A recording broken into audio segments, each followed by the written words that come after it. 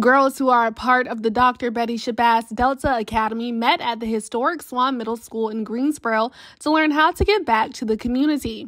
Alumnae Chapter President Desiree Best hopes the girls learn the true meaning of giving back to the community. I hope the girls walk away with a sense of community, what it means to actually give back, what it means to actually do work using your hands, and how positive that makes you feel and the positive impact it will make on the community.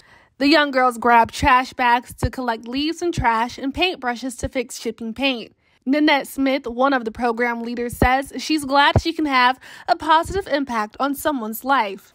It's an uplifting moment for me. Being able to be a positive role model. I'm going to take away that knowing that we are not able to help everyone, but as long as we help one, that's a goal in itself.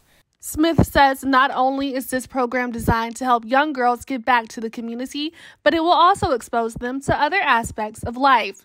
We want to be able to dissect different areas of life. It's just not cut and dry that you can be a doctor or a lawyer. There are other things that you can, there are trades that you may have a passion for.